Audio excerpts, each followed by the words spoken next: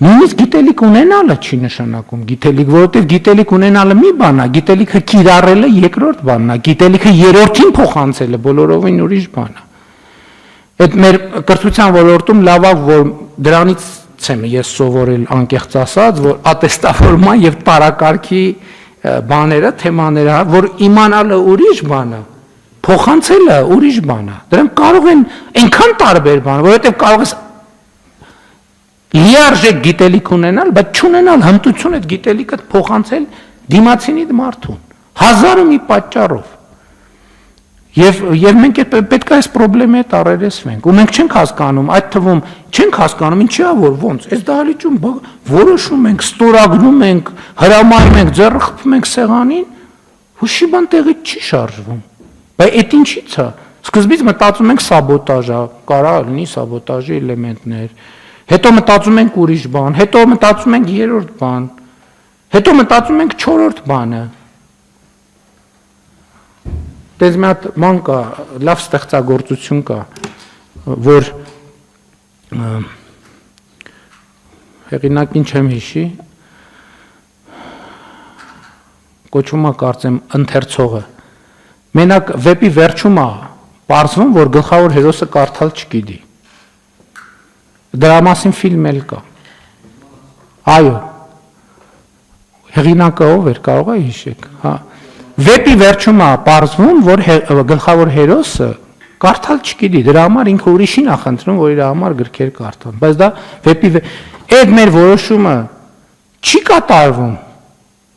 որովհետև ոչ մենք նորմալ կարդալ գիտենք, ոչ էլ նրանք նորմալ կարդալ գիտեն, ում հանձնարարում ենք, ոչ էլ նրանք նորմալ կարդալ գիտեն, ով պիտի այդ ամեն ինչը իրականացնի։ Ասածս կարա չափազանցություն թվա, բայց կներեք, եթե չափազանցություն թվա, այդ ֆունդամենտալ խնդրեմա է այդտեղը։ Երբ որ մենք չենք կարողանում ախտորոշել մեր խնդրեմը։ Եվ պատահական չի, որ այն մարդը, որը 4 նախադասության մեջ 13 սխալ գրում է, կարող է հիմա ինքը խորանանք, ինքը 50 ուրիշ պաշտոնյայի անուն տա, իր ճանաչած, որ մի այդքան էլ սխալներ իրանք են անում այդ նույն տեքստի մեջ ու կարա պարզվի սա իրականություն է։ Եվ հետևաբար եկեք ես առերեսվենք այս խնդրի հետ, բայց ես առաջարկում եմ Տիկին Անդրեասյան այդ թեման մի հատ քննարկել, որ մենք ուղղակի մարդկանց օգնենք, որովհետև հա եկանք ասցինք 100-ից այսքանը այսպիսին է, այնքան է, այնպիսին է, մենք էլ այսպիսին ենք, բայց նիհիլիզմի մեջ կընկնենք, այն ժողովուրդ ջան։ Բայց նիհիլիզմի հուսահատության, դեպրեսիայի մեջ կընկնենք։ Պետք է օգնենք իրար, իրանք մեզ պետք է օգնեն, մենք էլ իրանց պետք է օգնենք։ Պետք է խնդրենք, աղաչենք, բացատրենք, ներողություն խնդրենք, ինչքան պետք է, բայց պետք է ասենք, պետք է այս ճանապարհով գնանք, ժողովուրդ ջան, ուրիշ ճար չկա, որովհետև մեր երեխեքին ենք վստահում։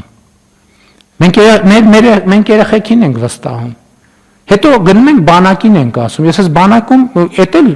հնդածս ես հասկանում, բանակում ինչ լնում է, բոլորս հարձակվում ենք պաշտպանության նախարարության վրա, հալավ 1, 2, 3, 4, 10, հետո երբ որ ուսումնասիրում ես, կարդում ես, հետազոտություն ես պատվիրում, հարցում ես, մեկ էլ ասում ես մի րոպե, բայց այս խնդիրներից ոչ մեկը բանակում չի ձևավորվել, ոչ մեկը, այդ բոլոր խնդիրները քաղաքացիական կյանքից սենց կտոր գալիս են, միտեղ են, փազլի կտորները միտեղ հավաքվում են, և փազլը հավաքվում է։ Շատ պարզ տրամաբանությամբ, շատ պարզ պատճառաբանությամբ, ու մենք սա չենք հասկանում։ Գնում ենք, ասում ենք, այս անենք բանակում անել արդեն ուշ է, ժողովուրդ ջան։ Բանակում էլ չենք կարող բան անենք, պետք է մանկապարտեզում դպրոցում անենք, գյուղում պետք է անենք։ Բանակում էլ իր հերթին, սա չի նշանակում, որ ընդեղ, բայց իրականում տենց է։ Իրականում տենց է, ես մի անգամ բանի ժամանակ, կառավարության նիստի ժամանակ կարծեմ խոսեցի դրա մասին, համենայն դեպս նախարարին ես մեր դպրոցականների իմացությունը այո, բայց ֆիզիկական եւ հոգեբանական պատրաստվածության մակարդակը, հոգեբանական պատրաստվածության մակարդակը։ Դեպքեր ա լինում, չէ՞ որ ուզում ենք հասկանանք լավ ինչի է այդ ամեն ինչը տեղի ունեցել։ Ինչի է տեղի ունեցել։ Եվ հասկանում ես, որ մեր երեխաները դպրոցից դուրս են գալիս հոգեբանական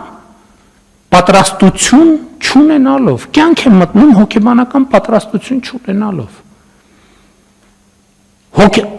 Հոգեբանորեն թույլ լինելով, թույլ կամքով։ Դե եկեք չասենք սա։ Եկեք չասենք սա, բայց ինչքան կլինի չասել սա։ Համեցեք։ Շնորհակալություն, պարոն վարչապետ։